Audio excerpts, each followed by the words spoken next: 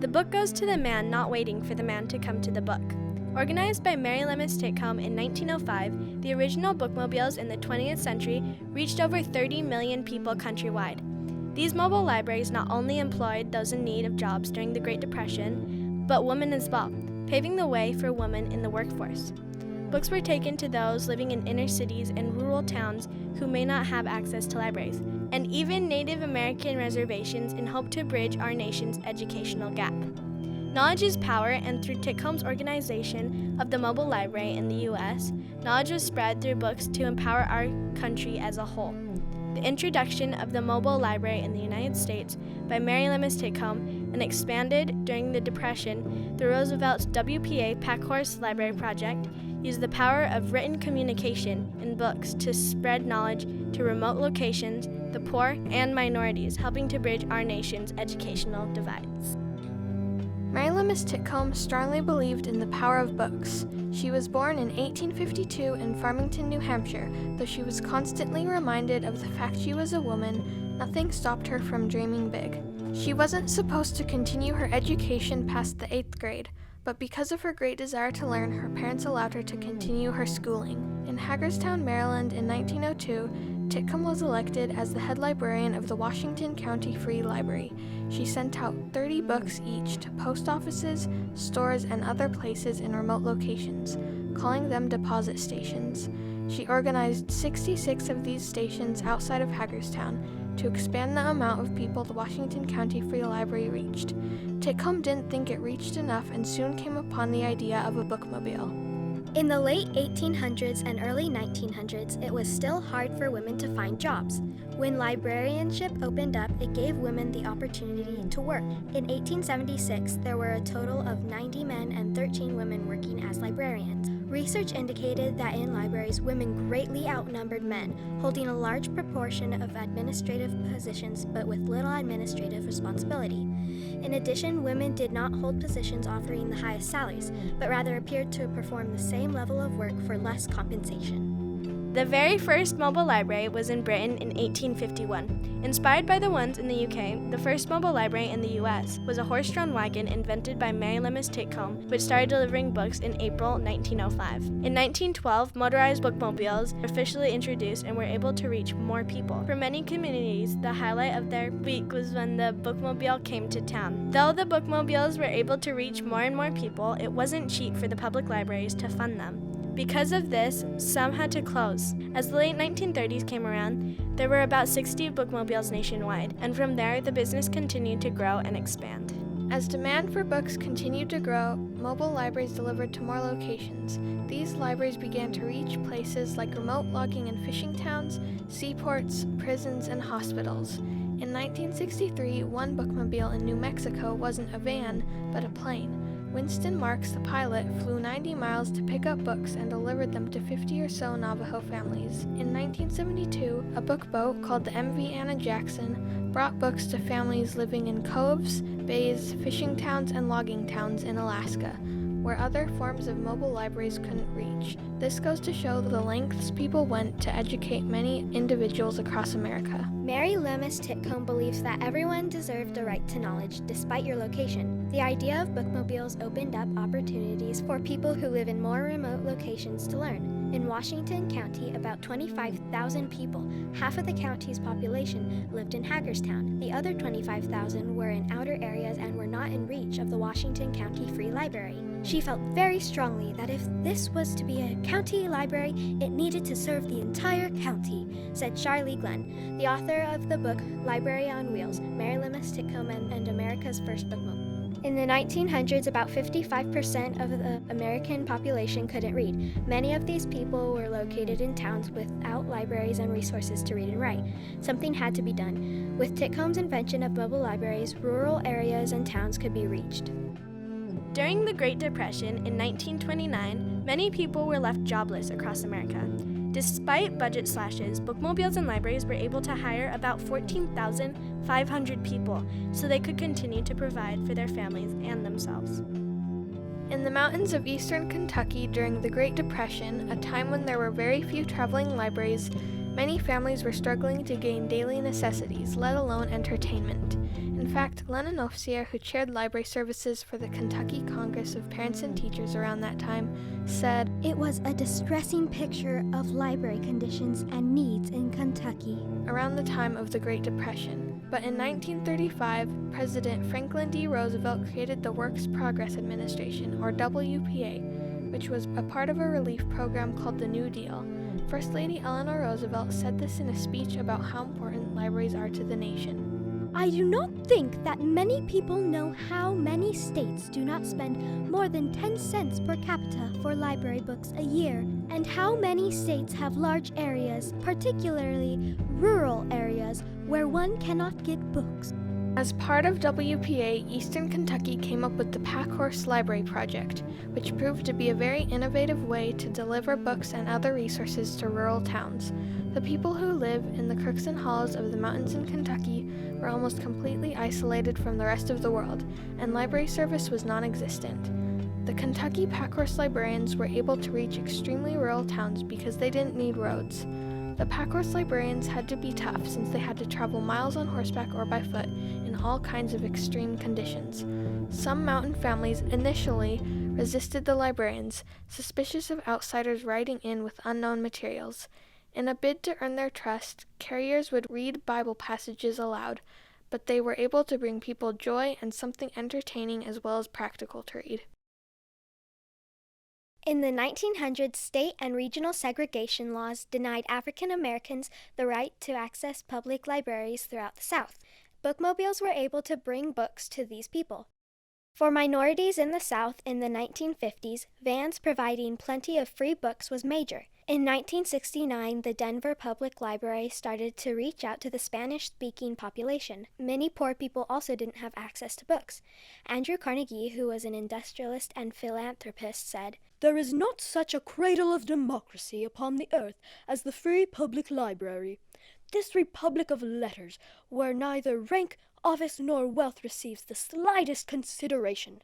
During the Great Depression, the nation was plunged into poverty, but traveling libraries could continue to bring books to those in need. Bookmobiles today are still bringing books to people who normally wouldn't have libraries. Today, schools get funds based on taxable income in the area, resulting in inequality in public school education. In wealthier areas, public school students have better resources and school faculties, and therefore those students perform better. Where in lower income areas, public schools have worse results. Therefore, those from poor areas have lower chances of getting into good colleges or getting good jobs. They don't make it as far as those with better resources and stay poor.